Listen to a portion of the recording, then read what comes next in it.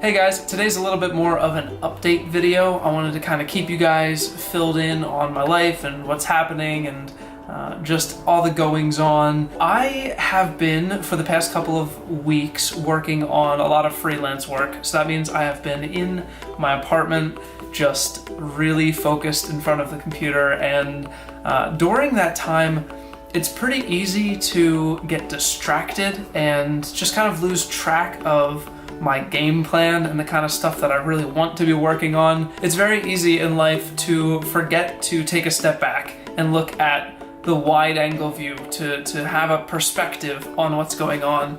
And it's something I really enjoy doing. I like having perspective and taking the time to evaluate my life and what's going on.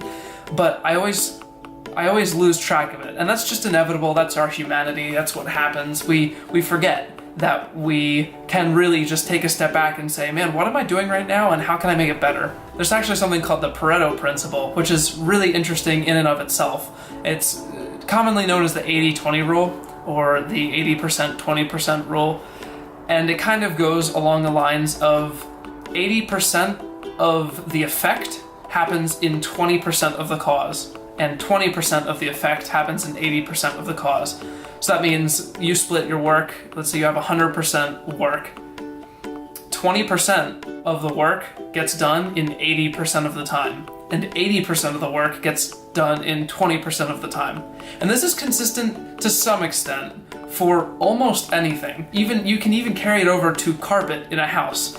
80% of the carpet gets walked on 20% of the time, but 20% of the carpet gets walked on 80% of the time.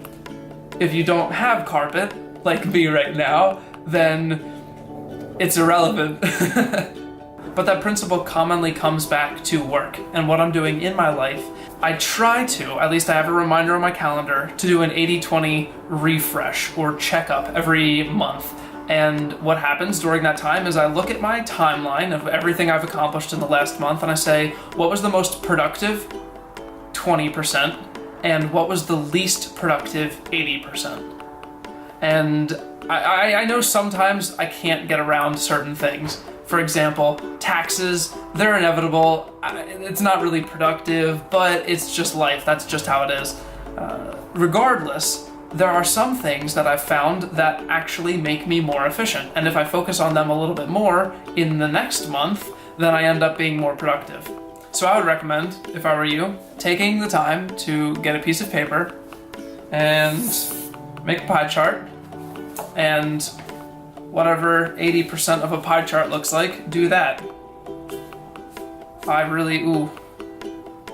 Let's say that much.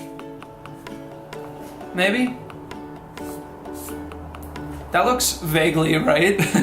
and then go in and say, okay, what is actually productive here during this time? What is most productive during that time, and how can I repeat that and save theoretically 80% of time? Now, of course, you're not going to be able to save 80% of your time, but you can get closer. You can at least save a little bit more. And ultimately, what it comes down to in life is just a series of processes that you just go through over and over and over again. So trying to find the most efficient ones ends up making your life, at least I find, more efficient. And some people can get really, really caught up into this where they end up stressing out. I need to do this. And I did that for a long time, actually. Back in college, I stressed out about it to the nth degree. I remember back in college actually scheduling only a half an hour to have dinner with friends because I needed to go work to be efficient, to get more done. And it was just kind of stupid. Actually, now that I look back on it, I really wish I had spent more time with my friends, but I can't go back and change that, so here I am today. So there's definitely a balance that can be had when you're looking at 80% and 20% of your time and where you want to be more efficient.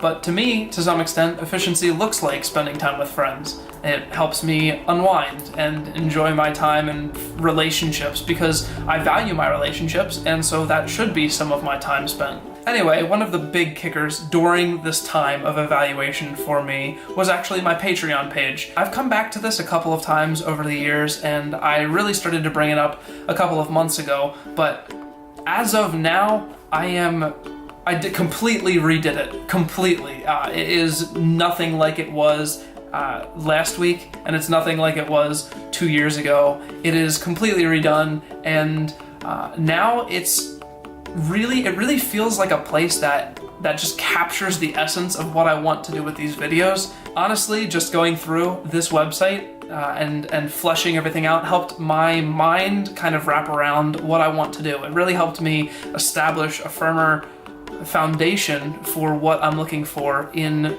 video creation. So to read off of it a little bit, the top goal of my work here on the internet is to educate, inspire, and to gain perspective. Now that may sound very broad, but that's where I feel I find myself going in the future, and just every single step that I take, everything that I make, just somehow fits into that. Educating, inspiring, and gaining perspective. So I go through and I break down not only this channel, but I also break down the Class with Jaren channel and all the different series that I will be running on that channel.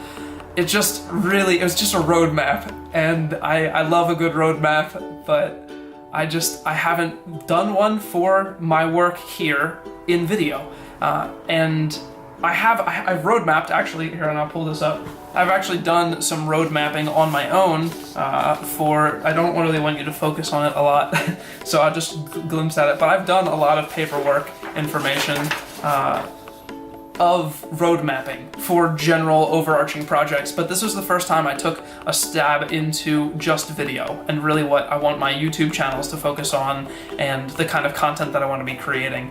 I've never really considered myself much of a YouTuber, although that is clearly what's happening here. I consider myself a video maker, and if YouTube didn't exist, I would create videos for another platform and do the same kind of thing. But since YouTube does have a community and everyone's very active in it, it's the place where I am right now. And so, at least for this point in time, I guess that's what I am, a YouTuber. But I do consider myself, first and foremost, a singular content creator that is not tied down to any specific platform. Because I don't really feel like I have brand loyalty. This just goes down a whole rabbit trail. Coming back to what I really do find important is efficiency in my workflow and in everything that I do. Even if it takes longer sometimes, even if that means it's efficient, because I'm getting it done well. So I guess I don't really feel like I need to sacrifice quality for quantity. I'm just gonna focus on quality, and I work my butt off to get the quantity out there. Regardless, I would encourage you to take a look at your own life, see what you can do with 80-20%, and what you can cut out from your life, what is essential, and what is the most productive. One of the things that I posted on the Patreon page was that I'm aiming to put 1 to 4 videos out per week on both of my channels. So altogether, a maximum of 4 videos a week, though the minimum I would hope would only ever be 1. But anyway, if you're interested, feel free to check out the Patreon page. As you guys know, I've been consistent with videos here, and I hope you've enjoyed them. I have so much as well, and I am just excited to keep on pumping out amazing content. Hopefully you think it's amazing. I think I'm happy with it. I've enjoyed it so far. Thanks a lot for watching. I hope you enjoyed. If you do want to check out my Patreon page, I will be sure to link that below. I have a newsletter that I release monthly with information in it, and there are links all over the screen. There's a newsletter right here. Just click it, sign up. I'll send you an email. We can be email buddies. So it's like a little letter. All right, thanks a lot for watching. I'll see you next time.